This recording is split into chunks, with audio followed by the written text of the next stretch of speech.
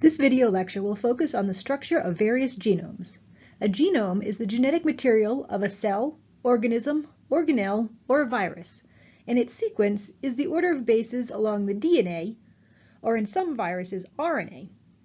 Scientists are now able to determine the complete genome sequence for thousands of species, including humans. This information has allowed for the development of fields such as personalized medicine. In this lecture, we will be looking at how genome structures vary between organisms. A genome sequence is merely a long list of A's, T's, G's, and C's, units that represent the order in which the nucleotides occur. Within this sequence are many different types of sequences, including protein-coding regions, those regions that are transcribed into messenger RNA, non-coding regions, and regions that are transcribed into RNA but never translated into protein, such as genes for transfer RNAs and ribosomal RNAs. Interestingly, there is no correlation between the number of genes in a genome, or the size of the genome, and the complexity of an organism. In fact, humans have only a few thousand more genes than those found in a nematode worm. And a simple amoeba has 216 times more DNA in their genome than humans do. No matter the size of the genome or the complexity of the organism, all cells must package their genome in order to fit it into the cell. For example, if we took all the chromosomes from a single nuclei of your cell and put them end to end, they would stretch to over 6 feet long. Clearly, they must be compressed to fit inside the cell itself. In prokaryotic cells, the majority of genomes are circular, and the DNA is packaged into a region of the cytoplasm called the nucleoid. The nucleoid region is composed of DNA that has to be formed into supercoils, or tight, over-twisted regions of DNA, similar to what occurs with a string if you hold it at both ends and continue to twist one of them, as seen here. The supercoiled DNA forms large loops that are held together by a protein core region.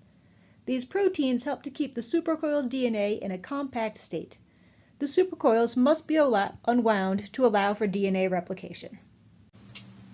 In eukaryotes, the genome is often spread over multiple linear pieces of DNA.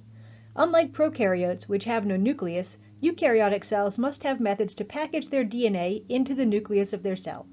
This is done through a number of steps involving various proteins. Fully packaged DNA and packaging proteins together are called chromatin.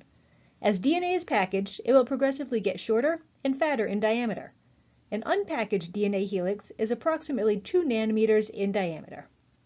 The first and most well understood step for eukaryotic DNA packaging occurs when the DNA helix is wrapped around a group of proteins called histone proteins, forming a structure called a nucleosome.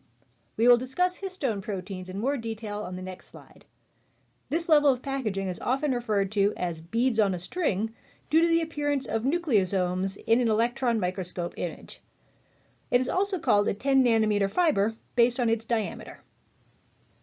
The 10 nanometer fiber is then coiled around itself, forming a structure called the 30 nanometer fiber. This structure is then coiled again and again, relying on scaffold proteins to help hold the coils in place. This additional coiling allows the chromatin to fit into the nucleus. This is also what occurs to a greater extent during chromosome condensation in prophase of mitosis and meiosis. It is important to understand the composition and role of nucleosomes because we will discuss these again when we learn about gene regulation in eukaryotes. Each nucleosome consists of 8 histone proteins organized into 2 4-protein structures. Each 4-protein unit consists of histone protein H2A, H2B, H3, and H4. Histone H1 sits on the outside of the nucleosome, helping to hold the wrapped DNA in place. Histone proteins are rich in the amino acids lysine and arginine, whose positive charges attract the negative charges of phosphates along the backbone of each DNA strand, helping the DNA to wrap around the nucleosome. Despite similarities between bacterial and eukaryotic genome organization, their packaging processes evolved independently and make use of different types of proteins to bind the DNA and form the folded structure of DNA and protein.